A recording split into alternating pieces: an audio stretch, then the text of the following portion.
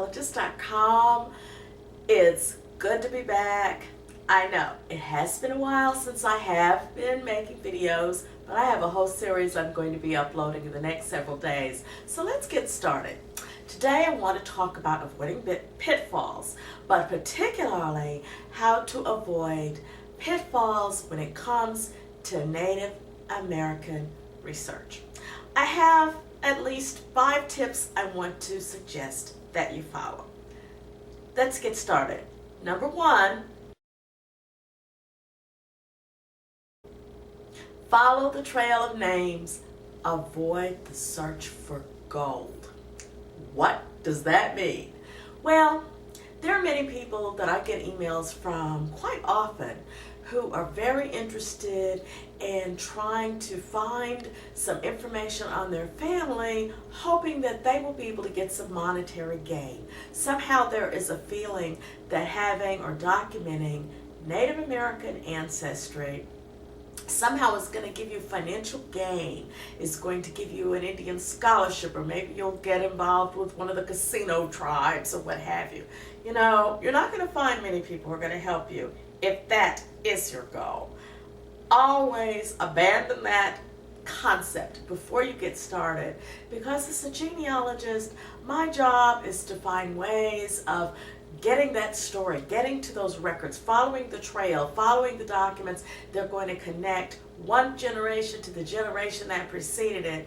It's not about helping you get an Indian scholarship or other types of funds that you may perceive may be awaiting you. So please understand that. Second tip,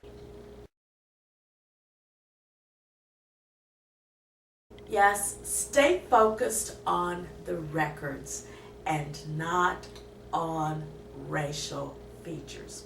How many times have I gotten a commentary from someone who said, wow, you know, you can just look at my great-grandmother's photograph and tell that she's Native American. You know why? Because she's got high cheekbones and she's got the long hair. When did racial characteristics tell you the story and the history of your ancestors? You know, first of all, there's no such thing as low cheekbones. And secondly, people in many parts of the world, from Asia to South America to Eastern Europe, have long hair. Those are not pieces of evidence that one can use to trace one's Native American history.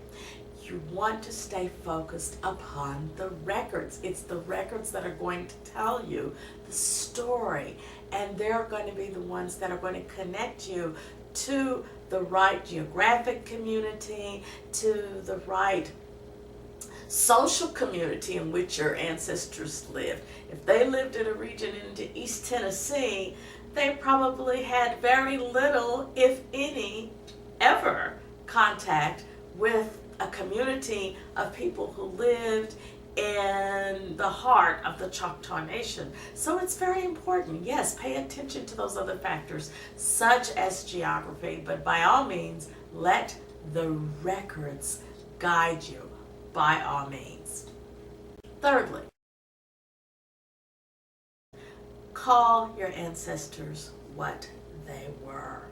You know, I often have heard people indicate that their ancestors were part of a particular tribe, and the tribe that they may give a reference to lives 1,100 miles away from where their family is and was geographically.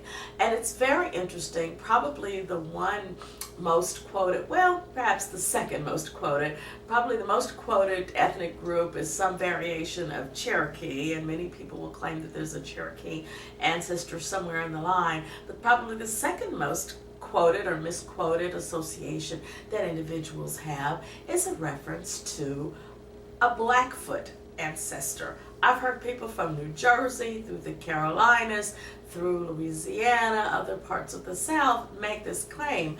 And there are many people who are out there who are doing research, and they become very disappointed that they don't find the records that connect them and prove that they are a Blackfoot Indian of some sort.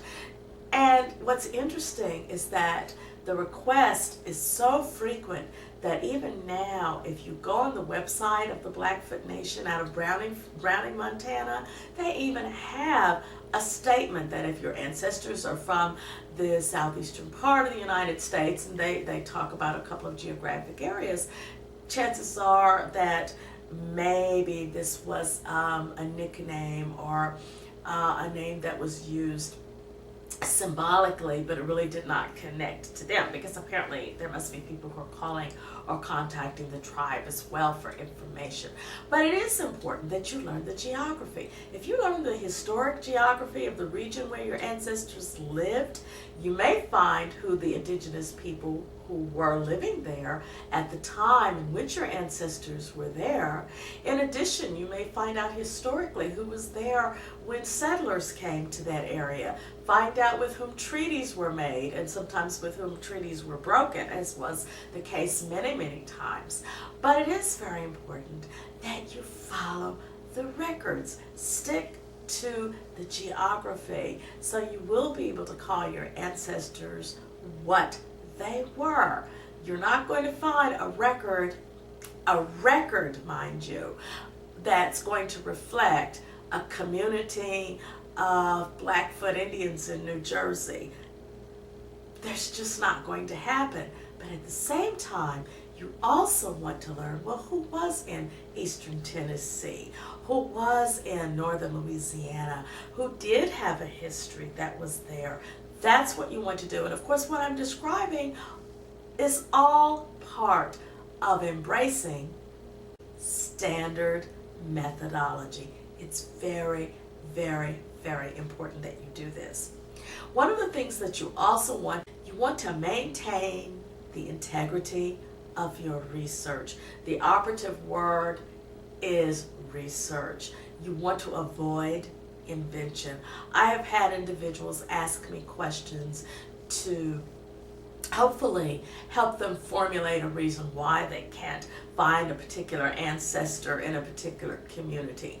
And I've had questions such as whether there was a possibility that the family may have decided to pass as another ethnic group because it was just so hard being recognized or being identified as Native in a particular community, which might be the case, might not be the case. What is that being based on? Are you inventing the reason why you've had difficulty following the paper trail? Or is there something else that you've read about that proves that there was a large migration? Or number one, was the group that you're hoping to make a connection with present even in that region? It's very important. Use standard methodology to stay on track, and you want to avoid inventing the story why you have not found what you have found. One of the things that I've often found is asked if I could help someone prove that they are of a particular American Indian community.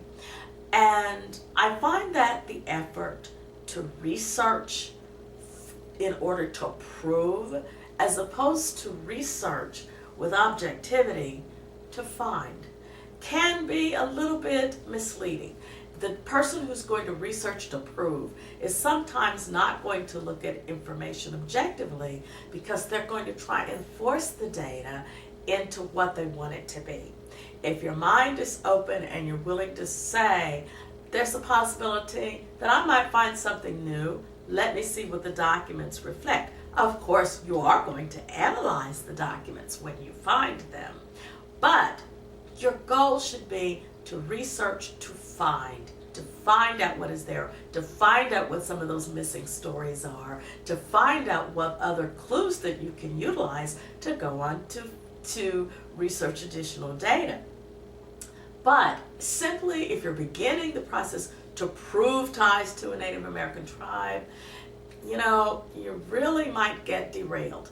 And an example, I have gotten pieces of email from individuals who have insisted that their ancestors who moved from Virginia to Ohio, and then perhaps left and migrated to another region were part of individuals who lived in the Choctaw Nation.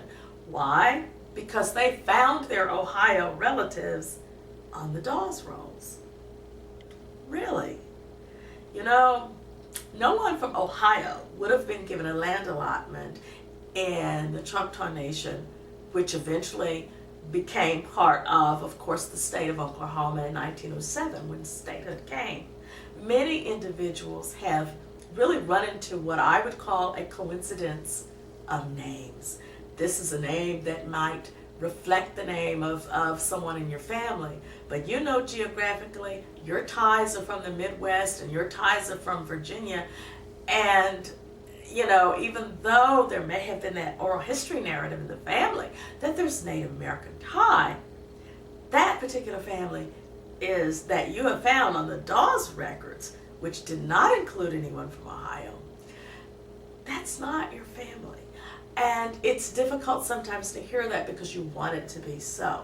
But understand also the geographic limitations that were certainly a part of the whole process of the Dawes interview. Your family's from East Tennessee. They didn't suddenly in 1899 or 1900 or 1901 go to Oklahoma to get their land. And I've heard people say that to me. Oh yes, my great-grandmother was Indian and she went to Oklahoma at the turn of the century to go get her land. Chances are you may want to revisit the family history a little bit more closely. It is very important that you do that. Another point, you do want to separate your research, your efforts to find and document your family history. You want to separate that from the process of tribal enrollment. Two different exercises, two different things. You can research your family history forever and not have tribal enrollment be a part of it, and understand that there are different types of rules and regulations within all of the 500 plus federally recognized tribes for enrollment. And you know, sometimes people will assume that you're doing genealogy for that purpose. And I know it can be misleading. You go on and type Native American genealogy, and sometimes you may land on a government site, a BIA site or another site, and you'll see the word genealogy and Native American ancestry, and then you'll start seeing things about certificate of degree of Indian blood, CDIV cards, and other things. And you'll find that, oh my gosh, it must be something that goes hand in hand. Separate the two. One is a different process and it's governed by rules, constitutional rules within that nation. And history, the records that are in the public domain are there for you to do regardless of whether or not tribal enrollment ever waltzes through your mind. The fact is that you want to separate the two. The most important thing that you as a family historian want to do is to document the family story. You want to tell the story. You want to connect your ancestors to the generation that preceded them. You also want to be able to place them on the proper historical landscape. You must use standard methodology to do this. You must use objectivity as you conduct your research. You must follow the trail of records, the trail of names, and of course you must avoid the search for gold as a source to motivate you in that quest. It's certainly possible to do. I have an entire presentation that I give on documenting Native American families in 20th century and 19th century records. It can be done. Avoid invention. You don't have to invent a group that existed 600-700 years ago, keeping in mind that our nation is less than 300 years old. There is a way, though, to document your history, and I hope you enjoy that journey. Anyway, thanks for listening, and I'll talk to you next time. Bye-bye.